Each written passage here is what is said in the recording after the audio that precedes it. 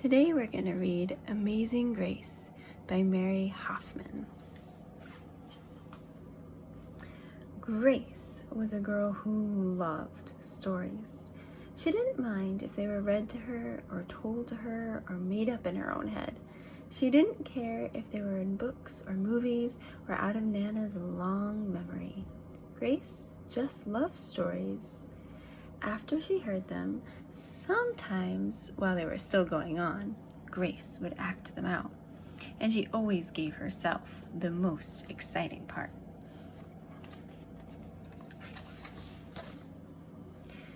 Grace went to battle as Joan of Arc and wove a wicked web as Anansi the spider.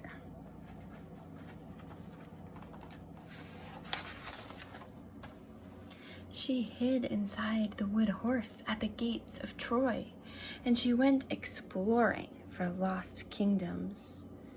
She sailed the 7 seas with a peg leg and a parrot. She has a great imagination, this Grace.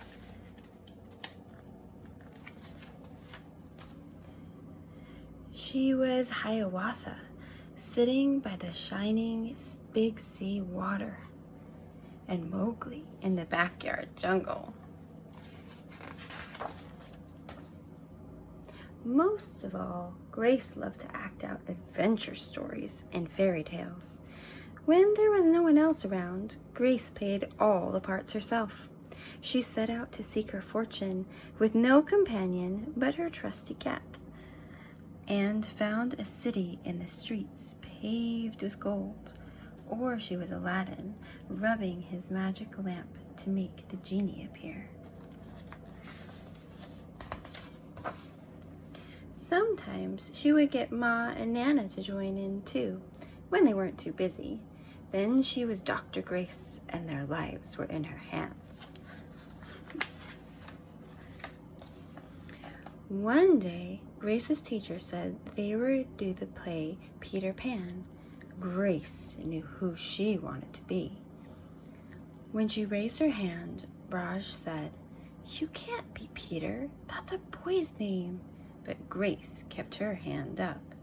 "You can't be Peter Pan," whispered Natalie. "He isn't black." But Grace kept her hand up. "All right," said the teacher. "Lots of you want to be Peter Pan, so we will have auditions next week to choose parts." She gave them words to learn. When Grace got home, she seemed sad. "What's the matter?" asked Ma.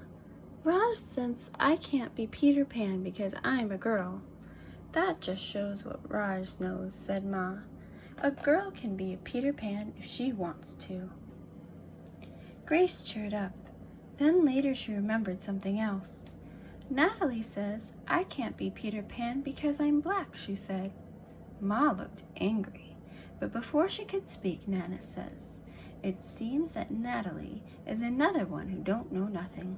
You can be anything you want, Grace, if you put your mind to it."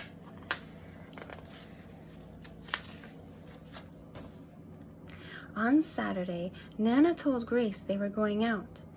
In the afternoon, they caught a bus and train into town. Nana took Grace to a grand theater.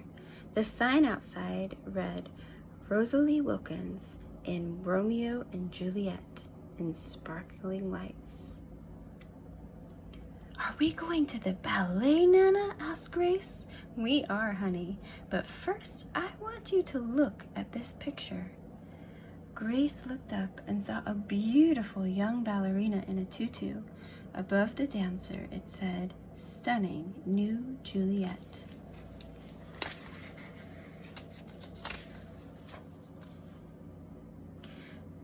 "That one is little Rosalie from back home in Trinidad," said Nana.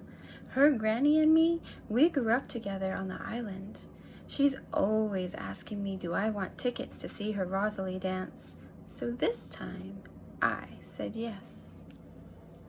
After the ballet, Grace played the part of Juliet, dancing around her room in her imaginary tutu. "I can be anything I want," she thought.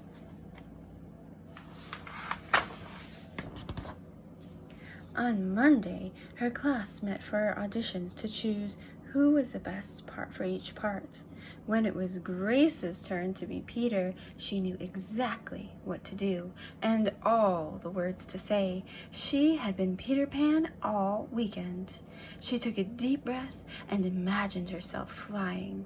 When it came time to vote, the class chose Raj to be Captain Hook and Natalie to be Wendy. There was no doubt who would be Peter Pan. Everyone voted for Grace. "You were fantastic," whispered Natalie. Oh, she looks so beautiful. The play was a big success, and Grace was an amazing Peter Pan. After it was all over, she said, "I feel as if I could fly all the way home."